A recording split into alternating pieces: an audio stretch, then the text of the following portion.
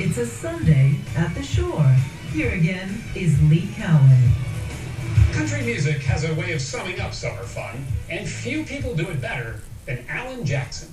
He once wrote, "You can't beat the way an old wood boat rides." In fact, he collects wooden boats like this one, but he's never lost touch with his small town roots, as we found out when he invited us to Nashville. I tell you, we've had a cold winter here in Nashville, Tennessee. I'm about ready for a little summertime, y'all. He's Nashville's nice guy. I'm gonna rent a bus, I'm gonna rent a holler. Man with a warm-hearted baritone. I've been working all summer to try that dollar. Who could sing the phone book and it'd probably be a hit. Every time I call my baby, trying to get a date. The boss said, "No doubt, son, you gotta work late." He's country's storyteller, Alan Jackson. But there ain't no cure for the summertime blues. We'll sing songs about life and love and heartache and drinking and dancing and having a good time. You know, all these little things that have always been in my mind when I think of country music.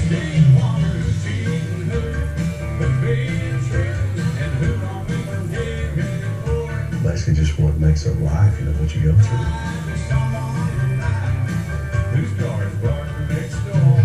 There's no flash to Jackson, just a man and his guitar. He had a blinding ascent to the pinnacle of country music.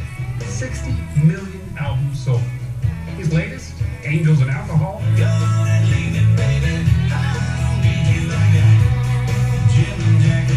comes 25 years after he first topped the charts back in 1990. My voice has gotten deeper in my old age, but other than that, it's don't quite sound quite as tougher like this I did on that first album. But,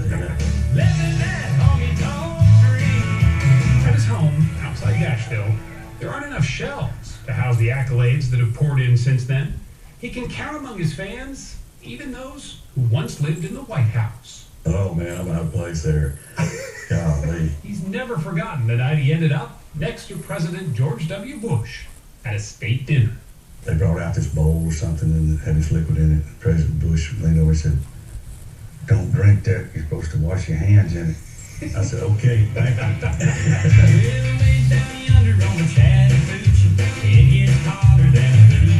Jackson is country through and through.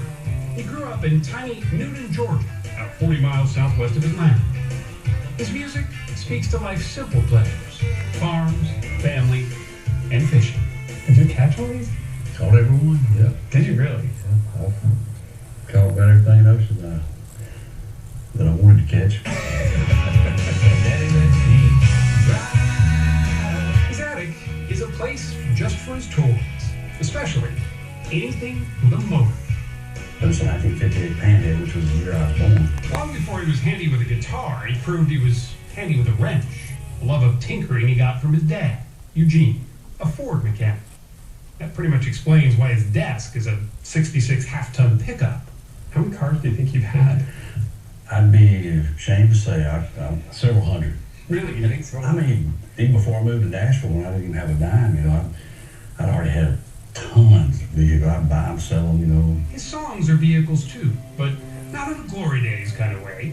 In their simplicity, there's a certain wisdom. I still don't know where all that comes from. You just be driving down the road and all of a sudden this melody and some idea come to your head. Where were you when the world stopped turning? And that September day. That's what happened with his haunting 9/11 anthem. Where were you? I'm just a singer of simple songs. I'm not a real political man. I just woke up and it was just a chorus, you know.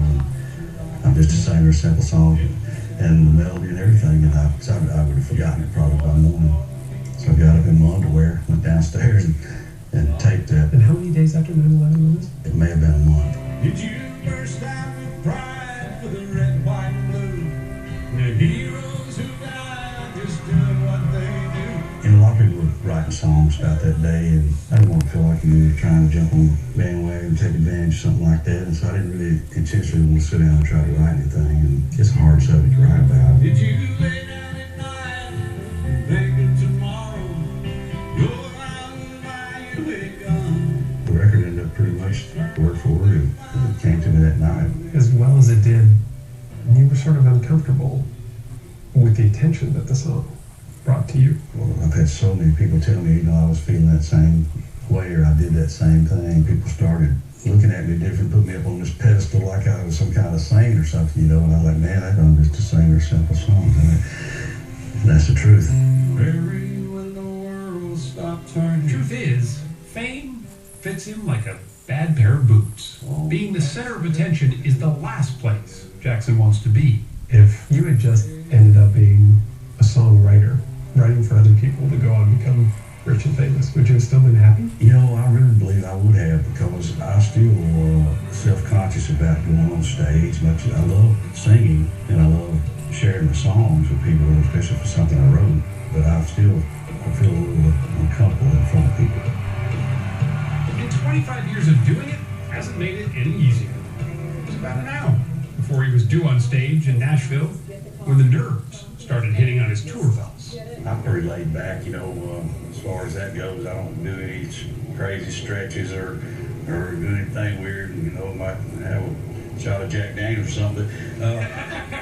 His wife Denise helps calm him down. Two young people without a thing, say some vows, spread their wings. High school sweethearts, they were married at 18 and moved from Georgia to Nashville into a tiny basement apartment.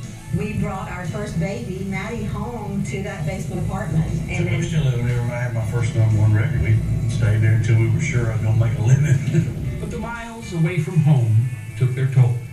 In 1997, he and Denise separated after he admitted to having an affair. But they soon reconciled. Denise even wrote a book about it all. It went on to be a bestseller. I was gone a lot and, vulnerable and just made some bad choices. And I think it was, I was worried about people knowing about that. But then again, it was, I'm a person, just real. I'm a human being just like anybody and make mistakes. And I think it was even better to see that we survived that and have turned it around.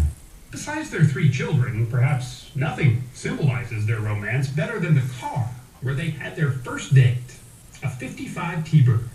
Jackson had to sell it for a down payment on their first home.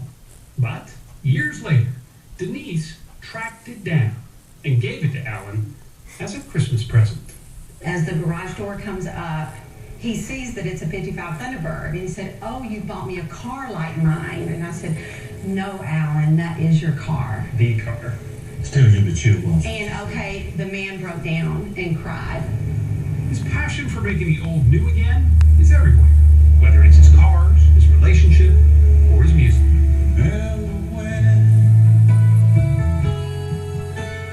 36 so At 56, the white-hatted man from Georgia can look in his rearview mirror with pride, remembering what matters most in life, while still focusing on the road ahead, which, for Alan Jackson, seems to have no end in sight. remember when